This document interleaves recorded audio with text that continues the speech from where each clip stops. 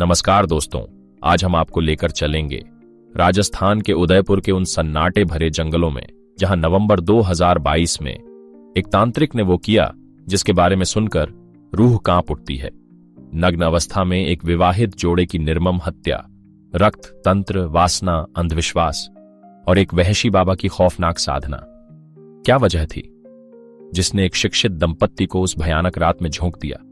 क्या यह तंत्र था या सिर्फ हवस या फिर एक राक्षसी मानसिकता?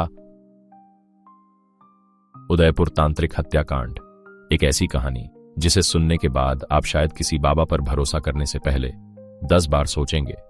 चलिए जानते हैं डिटेल से सब कुछ इस वीडियो में। आगे बढ़ने से पहले हमारे एक्स क्राइम चैनल को सब्सक्राइब कर लीजिए। उदयपुर राजस्थान का खूबसूरत शहर, जहां झीलें हैं, महल हैं और संस्कृति की खुशबू है। लेकिन इसी शहर की एक गली में एक ऐसा घर था जहां हर शाम एक जोड़ा अपने छोटे से घर में जिंदगी को जीने की कोशिश करता था। उसका नाम था राहुल चौहान, उम्र 36 साल। बीवी का नाम रीमा चौहान, उम्र 32 साल। दोनों की शादी को 7 साल हो चुके थे। कोई बच्चा नहीं था, लेकिन जिंदगी में एक अधूरापन, एक खालीपन हमेशा उनके साथ चलता। रीमा को बच्चा न होने का गम अंदर से खाए जा रहा था। वो मंदिरों में जाती, बाबाओं से मिलती, उपाय करवाती, लेकिन कोई फायदा नहीं होता। राहुल एक प्राइवेट कंपनी में काम करता था, सीधा साधा आदमी, लेकिन अपने परिवार के लिए कुछ भी करने को तैयार। इन्हीं कोशिशों के बीच रीमा की मुलाकात हुई एक आदमी से, विजयनाथ, उम्र 52 साल, तांत्रिक लेकिन बहुत चालाक। वो खुद को बाबा कामेश्वर नाथ कहता था। लोग उसे तांत्रिक मानते थे, लेकिन असल में वो एक धोखेबाज और शातिर इंसान था। विजय ने रीमा को भरोसे में लिया। कहा, तू मां नहीं बन पा रही क्योंकि किसी ने तेरे ग्रहों को बंद कर रखा है। एक खास तांत्रिक क्रिया करनी होगी। रीमा डर और उम्मीद के बीच थी। उसने राहुल को समझाया और आश्चर्य की बात यह थी कि राहुल भी तैयार हो गया। लेकिन बाबा की क्रिया की शर्तें अजीब थीं। विजयनाथ ने कहा, यह क्रिया किसी मंदिर में नहीं, किसी जंगल में होगी और तुम दोनों को वहां कुछ देर तक निर्वस्त्र रहना होगा। यह तपस्या की तरह है। रीमा झिझकी, राहुल चौंका, लेकिन उम्मीद की डोर इतनी पतली थी कि उन्होंने उसे पकड़ लिया और इसी भरोसे की डोर ने उन्हें मौत की तरफ खींच लिया। अंधविश्वास सिर्फ सोच को नहीं मारता, कभी कभी इंसान को भी खा जाता है। 3 नवंबर 2022 की शाम, उदयपुर से करीब 20 किलोमीटर दूर एक सुनसान जंगल। सूरज ढल चुका था, पेड़ों की परछाइयां लंबी हो रही थीं, हवा में सन्नाटा घुला था और वहां खड़ा था एक झोपड़ी नुमा ठिकाना जिसके बाहर लिखा था, तंत्र पीठ सिद्ध साधना केंद्र बाबा कामेश्वर नाथ। रीमा और राहुल जैसे ही वहां पहुंचे, विजयनाथ उर्फ बाबा सफेद कपड़ों में, माथे पर लंबा तिलक लगाए उनका इंतजार कर रहा था। आ गए तुम दोनों, तैयार हो ना आज की साधना के लिए? बाबा ने धीमे लेकिन गूंजते स्वर में कहा।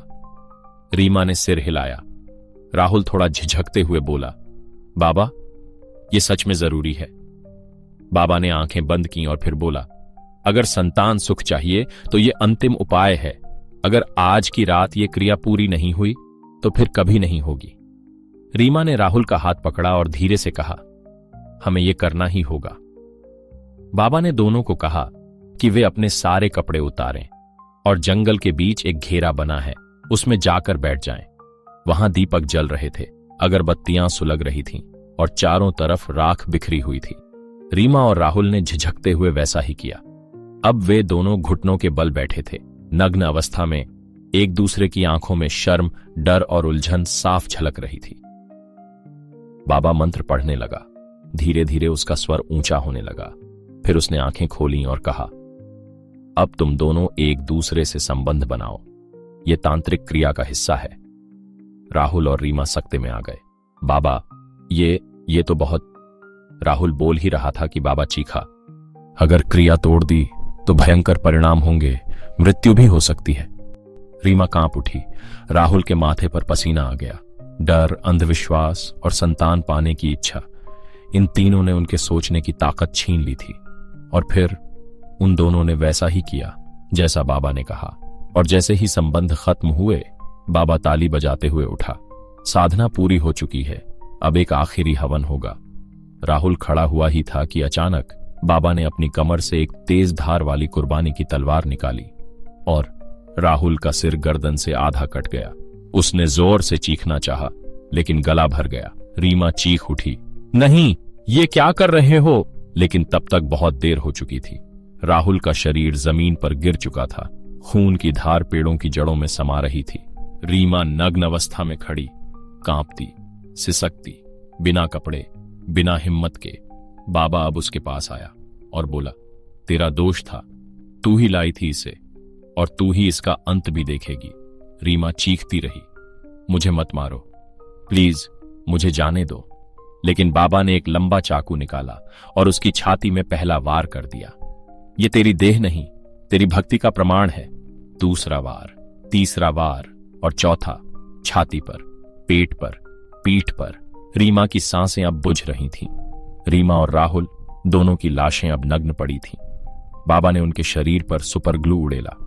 उसका मानना था कि आत्मा तब तक मुक्त नहीं होती जब तक देह बंद न कर दी जाए।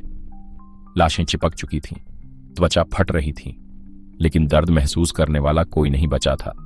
बाबा ने शवों को वहीं छोड़ दिया और झोपड़ी में जाकर ध्यान करने लगा।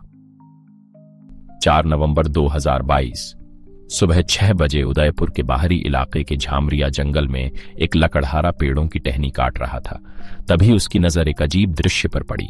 2 नग्न लाशें, एक पुरुष जिसकी गर्दन आधी कटी हुई थी और एक महिला जिसके शरीर पर चाकू से किए गए गहरे घाव थे। लाशों पर एक तरह का चिपचिपा पदार्थ लगा था, सुपर ग्लू। लकड़हारे ने घबराकर तुरंत पुलिस को सूचना दी। एसएचओ विक्रम सिंह चौहान टीम के साथ मौके पर पहुंचे। जंगल को घेर लिया गया। फॉरेंसिक टीम को बुलाया गया। दोनों शव नग्न थे। आसपास कोई कपड़ा नहीं मिला। शरीर पर सुपर ग्लू की मोटी परत। आसपास किसी तांत्रिक क्रिया जैसी चीजें, राख, दीपक, फूल, मंत्र पत्र, सिंदूर। शवों की शिनाख्त मुश्किल थी, लेकिन रीमा की उंगली में लगी मैरिज रिंग से एक कड़ी जुड़ी। फिंगरप्रिंट स्कैन से राहुल और रीमा चौहान की पुष्टि हुई। पुलिस ने उनके उदयपुर शहर स्थित घर पर दस्तक दी।